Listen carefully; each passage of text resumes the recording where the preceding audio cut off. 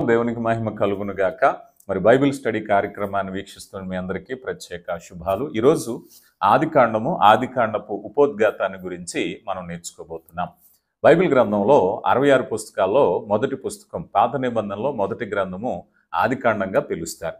ఈ ఆదికాండ గ్రంథాన్ని మోషే గారు రాసినట్టుగా మనం చూస్తాం. దీని గురించి కొంత వివరంగా తెలియపరచాలని ఆశపడుతూ ఉన్నాను.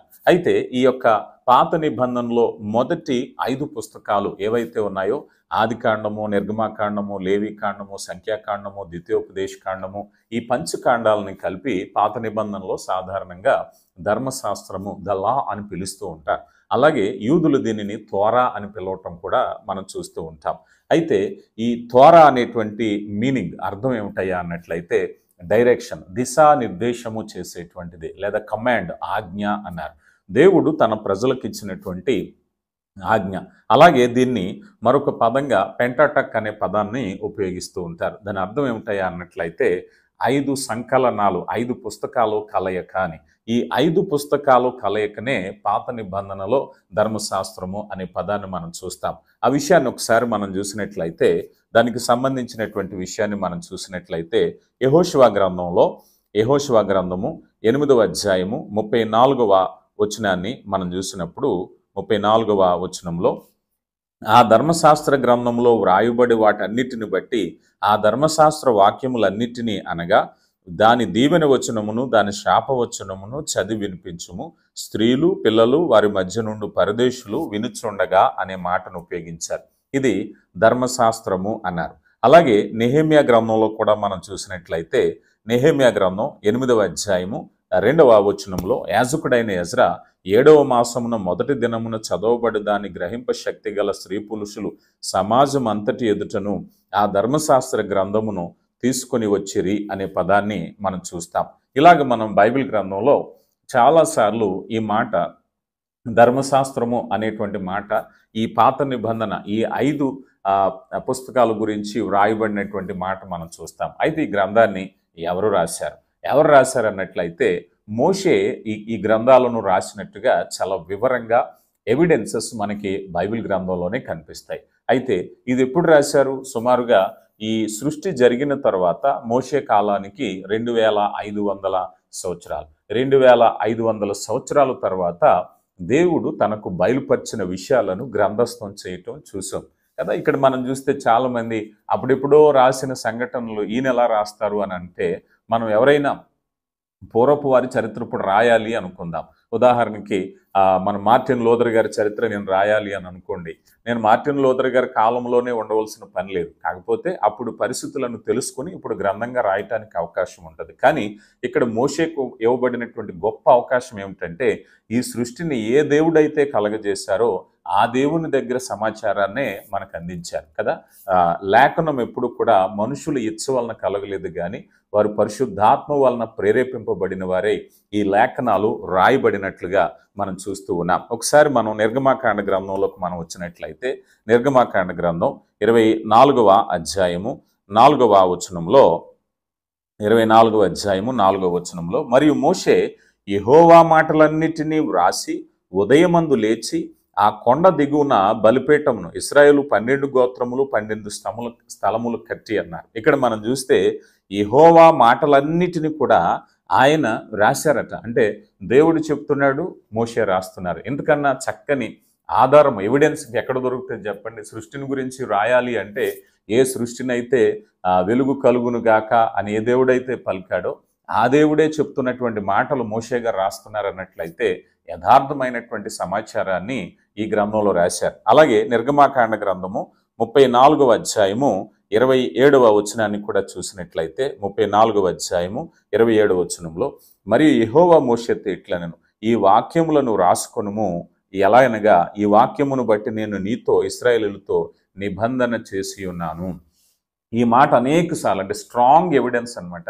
ఈ ఆదికాండాన్ని ఎవరు రాశారు అనే పదాన్ని ఇక్కడ మనం చూసినట్లయితే అనేక సార్లు ఈ మాట మనకి పదే పదే కనిపిస్తుంది. దేవుడు స్వయంగా మోషేతో చెప్తున్నారు, మోషే ఈ మాటలు నువ్వు రాయవయ్యా, మోషే ఈ సంగతులు నువ్వు రాయవయ్యా అంటే, మోషే తను సొంతంగా రాయటానికి ఏమీ లేదు. దేవుడు ఏదైతే చెప్తారో ఆ మాటలే ఇక్కడ రాయటం అనేది మనం చూస్తున్నాం. అలాగే సంఖ్యాకాండ గ్రంథంలో కూడా మనం చూసినట్లయితే సంఖ్యాకాండ గ్రంథం 33వ అధ్యాయము 2వ వచనంలో 33వ అధ్యాయం 2వ వచనంలో మోషే యెహోవా సెలవిచ్చిన ప్రకారము వారి ప్రయాణములను బట్టి వారి సంచార క్రమములను వ్రాసెను. వారి సంచార క్రమములు బట్టి వారి ప్రయాణములు ఇవి. వారి ప్రయాణాలు రాశారు, వారి సంచార క్రమములు రాశారు. ప్రతిదీ కూడా మోషే గ్రంథస్థము చేశారు. ఇశ్రాయేలు చరిత్రను రాశారు, దేవుడు చెప్పింది రాశారు, ఆజ్ఞలు రాశారు, నిబంధనలు రాశారు, చరిత్ర రాశారు. ఇలాగ అనేక విషయాలు మోషే ఈ విషయాన్ని తెలియపరచడం మనం చూస్తున్నాం. అలాగే ఈ గ్రంథానికి గల పేరు ఆది కాండము అని ఎందుకు వచ్చింది? ఇంగ్లీష్లో దీన్ని జెనసిస్ అన్నారు. ఆది కాండము అనే పేరు ఎక్కడి నుంచి వచ్చిందయ్యా అంటే, ఈ ప్రారంభములో ఆది కాండము 1వ అధ్యాయం 1వ వచనంలో ప్రారంభంలో ఏ మాట అయితే ఉందో ఆ మాటనే వీరు గ్రంథానికి పేరుగా పెట్టారు కదా. ఒక మాటలో చెప్పాలంటే ఇంగ్లీష్ బైబిల్లో ఇన్ ద బిగినింగ్ అన్నారు కదా. ఆది యందు మనం తెలుగు బైబిల్లో చూస్తాం. ఏదైతే ప్రారంభం ఉందో ఆ యొక్క పదాన్ని, దీన్ని యాక్చువల్గా మనం హిబ్రూ తర్జుమాల్లో బ్రెషిత్ అనే పదాన్ని ఉపయోగించారు. అంటే ఈ మూలం ఏమిటాయా అన్నట్లయితే ఆ పదానికి అర్థము ఇన్ ద బిగినింగ్, అదే ప్రారంభము. అంటే ఆది కాండము అనగా ప్రారంభములు అన్నారు. ఈ ప్రారంభాల గురించి మనం చూస్తే ఆది కాండంలో చాలా ప్రారంభాలు ఉంటాయి. మనకి ఎన్ని చక్కని ప్రారంభాలు ఉంటాయంటే, వెలుగు చీకటి ప్రారంభం, మనుషులు పుట్టుక ప్రారంభము, అలాగే ఆ పాపం ప్రారంభం కూడా, ఆజ్ఞాతిక్రమం ప్రారంభం కూడా, మరలా కృప ప్రారంభం కూడా, ఇలాగ అనేక ప్రారంభాలు ఉంటాయి. వాటిని గురించి ఇంకా మనం తర్వాత వీడియోలో వివరంగా తెలుసుకుందాం ప్రత్యేకంగా. అయితే ఇది ప్రారంభాల గ్రంథము అన్నారు. అంటే పాప పర్యవసానాలు, అలాగే విమోచన ప్రారంభమైంది, ఆరాధన ప్రారంభమైంది, నాగరికతలు ప్రారంభమయ్యాయి, రకరకాల భాషలు మాట్లాడేవారు ప్రారంభమయ్యారు, అలాగే లోహము ప్రారంభాన్ని గురించి చూస్తాం, అలాగే వాయిద్యాలు ప్రారంభం గురించి మనం చూస్తూ ఉంటాం. ఇలా చెప్పుకుంటూ పోతే చాలా, అంటే మానవజాతిలో మరలా వివాహ వ్యవస్థ ప్రారంభమైంది. ఇలాగ మనం చూసుకుంటూ పోతే చాలా రకాలైనటువంటి ప్రారంభాలు ఈ ఆదికాండ గ్రంథంలో ఉంటాయి. అందుకే ఇది ప్రారంభ గ్రంథము అనేటువంటి మాటను మనం చూస్తూ ఉంటాం. అయితే ఇక్కడ మరొక ముఖ్యమైన విషయాన్ని మనం చూడాలి. అదేమిటయ్యా అంటే, ఆదికాండము ఒక అభూత కల్పనగా చాలామంది మాట్లాడుతూ ఉంటారు. ఎందుకనంటే చాలామంది మీరు ఎప్పుడైనా వినే ఉంటారు, క్రైస్తవులు వారి గ్రంథాలు వారు రాసుకున్నారు అనేటువంటి పదాన్ని. ఇక్కడే మీరు చాలా ముఖ్యమైన పాయింట్ ఏమిటయ్యా అంటే, ఈ గ్రంథంలో యథార్థత మనం ఎంత చక్కగా చూడగలుగుతామంటే, ఈ గ్రంథంలో చరిత్రలను రాసుకుంటూ, అంటే వాస్తవానికి హిబ్రూ చరిత్రల్లో ఉపయోగించబడినటువంటి శైలి, అంటే వారి రచనలు, ఇప్పుడు మనకి తెలుగులో ఎలాగైతే రచనలు ఉంటాయో, సాహిత్యం ఉందో, ఇది హిబ్రూ సాహిత్యానికి విభిన్నంగా ఉండే గ్రంథం. బైబిల్ గ్రంథం ఎవరైనా అవునన్నా కాదన్నా ఇది చాలా చారిత్రకమైన ప్రాచీనమైన గ్రంథం. ఇది చరిత్రలో అందరూ ఒప్పుకొని తీరవలసిందే. ఇది చాలా ప్రాచీనమైన గ్రంథం. ఈ ప్రాచీన గ్రంథాలతో పోలిస్తే వాటి శైలి, బైబిల్ శైలి చాలా వ్యత్యాసంగా ఉంటుంది. ఎందుకు చెప్తున్నానంటే, ఉదాహరణకి సాహిత్యం, ఒక రాజు గురించి ఒక సాహిత్యం మాట్లాడాలి. భారతదేశంలో రాజులు ఉన్నారు, అలాగే ఈ మిడిల్ ఈస్ట్ ప్రాంతంలోనూ లేకపోతే ఇజ్రాయెల్ ప్రాంతాల్లో రాజులు ఉన్నారు. ఈ రాజుల గురించి ఏం రాస్తుంటారు చెప్పండి? వాళ్ళు గొప్పవారనే రాస్తుంటారు. వారి గురించి ఎక్కడ తక్కువ చేసినట్టు కానీ పొరపాటు కానీ ఏది కూడా రాయటానికి రైటర్స్ ఎవరు కూడా అప్పుడులో సాహసించేవారు కాదు. వాళ్ళ మెప్పు పొందటానికే రాసేవారు. అందుకని ఒక విషయాన్ని గురించి కానీ ఒక వ్యక్తి గురించి కానీ రాసేటప్పుడు ఒక కథనం అదే విధంగా అమల్లో ఉంటుంది. కానీ బైబిల్ గ్రంథానికి ఉండేటువంటి చాలా విశిష్టత ఏమిటంటే, మీరు ఈ ఆది కాండంలోనే మనం చూసినట్లయితే భక్తుల జీవితాల్లో ఉండేటువంటి లోపాలను కూడా చూపించారు. నోవాహు మద్యపానాన్ని సేవించటం గురించి బైబిల్ గ్రంథంలో మనం చూస్తాం. అబ్రహాము అబీమెలెకు రాజుతో అబద్ధమాడిన సంగతిని కూడా బైబిల్ గ్రంథంలో మనం చూస్తూ ఉంటాం. యూదా తను చేసినటువంటి వ్యభిచారాన్ని గురించి కూడా బైబిల్ గ్రంథంలో మనం చూస్తూ ఉంటాం. అలాగే పరాయి రాజుల్లో ఉండేటువంటి మంచి గుణాలను కూడా నిర్మోహమాటంగా చెప్పారు. అబీమెలెకు రాజు ఈ విషయం తెలిసిన వెంటనే తన ఇంటి వారందరికీ కూడా ఆజ్ఞాపించారు, వారి జోలికి పోవద్దని చెప్పేసి. వారిలో ఉండే, అంటే వారు అన్యరాజులైనా వారి అన్యరాజుల్లో ఉండేటువంటి మంచి గుణాలను యథార్థంగా చెప్పటానికి, అంటే గ్రంథం యొక్క శైలి మీరు చూసినట్లయితే నిర్మోహమాటంగా. ఈరోజు మనం చూస్తూ ఉంటాం, లోతు కుమార్తెలతో ఎవరు చెప్పారు ఆ విషయం? బైబిలే చెప్పింది కదా. బైబిలే చెప్పింది ఆ విషయం. ఎందుకు చెప్పారు? పాపాన్ని గురించి స్పృహ అనేటువంటిది మనిషికి తెలియాలి. ఇది తప్పు అని తెలియపరచడానికి చెప్పబడిన విషయాలు నిర్మోహమాటంగా బైబిల్ గ్రంథం చెప్పింది. ఇందులో బైబిల్ గ్రంథం చదివే వ్యక్తిగా నేను చాలా గర్వపడతాను. బైబిల్ గ్రంథంలో ఉన్న విషయాలు చాలా యథార్థంగా నిర్మోహమాటంగా చెప్పడం జరిగింది. అబ్రహాము గారు అబద్ధం ఆడితే అబద్ధమాడారని చెప్పారు, శారమ్మ నవ్వితే నవ్విందనే చెప్పారు.